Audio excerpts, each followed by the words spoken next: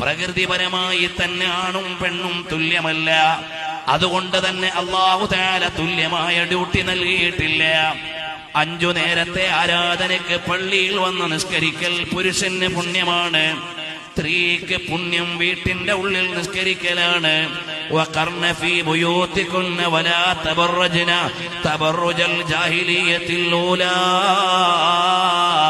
വഖിംന സ്വലാഹ്. ഒരു കർമ്മം ഉപേക്ഷിച്ചാൽ അതുമൂലം കാഫിറായി പോകും എന്ന് കൽപ്പിക്കപ്പെട്ട ഒരു കർമ്മം ഏതാണത്? നിസ്കാരമാണ്.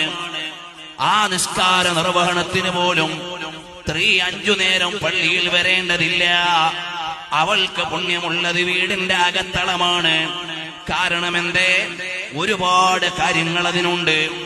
എല്ലാ ദിവസവും സ്ത്രീക്ക് നിസ്കരിക്കാവുന്ന സാഹചര്യമല്ല. അവൾക്ക് മാസത്തിൽ നിശ്ചിത ദിവസം നിസ്കരിക്കാൻ പറ്റാത്ത സാഹചര്യമാണ്. അതുപോലെ തന്നെ മറ്റു പല ഘട്ടങ്ങളിലും അവൾക്ക് നിസ്കാരം ഉപേക്ഷിക്കേണ്ട സാഹചര്യമുണ്ടാകാം. പലവിധങ്ങളായ പരിമിതികൾ ഉണ്ടാകാം. അതുകൊണ്ട് സ്ത്രീക്ക് നല്ലത് ഖൈറു മസാജിദിൻ നിസാഇ ഖൈറു ബുയൂതിഹിന്ന വബുയൂതുഹുന്ന ഖൈറുൽ ലഹുന്ന. ലോകഗുരുവായ സല്ലല്ലാഹു അലൈഹി വസല്ലം തങ്ങളെ പഠിപ്പിക്കുകയാണ്, പെണ്ണിന്റെ ഏറ്റവും നല്ല പള്ളി വീടിന്റെ അകത്തളമാണ്. അള്ളാഹുവിന് നൽകേണ്ട അടിസ്ഥാനപരമായ അനുസരണമാണ് നിസ്കാരമെന്ന് പറയുന്നത്. ആ നിസ്കാരത്തിന് പോലും പെണ്ണ് വീട്ടിൽ നിന്ന് പുറത്തിറങ്ങേണ്ടതില്ല. അതവളുടെ ശാരീരികവും മാനസികവുമായ അവസ്ഥകളെ പരിഗണിച്ചുകൊണ്ട് ചെയ്തതാണ്. അല്ലാതെ കാര്യം പരിഗണിക്കാതിരുന്നാൽ പെണ്ണെ നീയും പള്ളിയിൽ പോകണമെന്ന് ഇസ്ലാം പറഞ്ഞേനെ.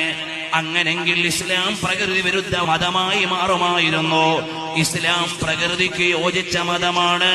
അതുകൊണ്ട് പറഞ്ഞു, സ്ത്രീ അവൾക്ക് ഒരുപാട് കൈകാര്യ മേഖലകൾ, അവൾക്ക് സന്താന പരിപാലനമുണ്ട്, വീട് പരിപാലനമുണ്ട്, പ്രസവമുണ്ട്, പ്രസവാനന്തര ശുശ്രൂഷകളുണ്ട്, പ്രസവാനന്തര വിശ്രമമുണ്ട്, ആർത്തവകാല ഇടവേളകളുണ്ട്.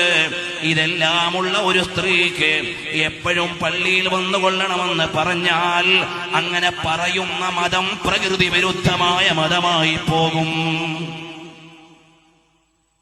അതുകൊണ്ടങ്ങനെ ഇസ്ലാം പറഞ്ഞില്ല. യഥാർത്ഥത്തിൽ ബിദ്അഈ കക്ഷികൾ ഈ പ്രകൃതി വിരുദ്ധവാദികളാണ്.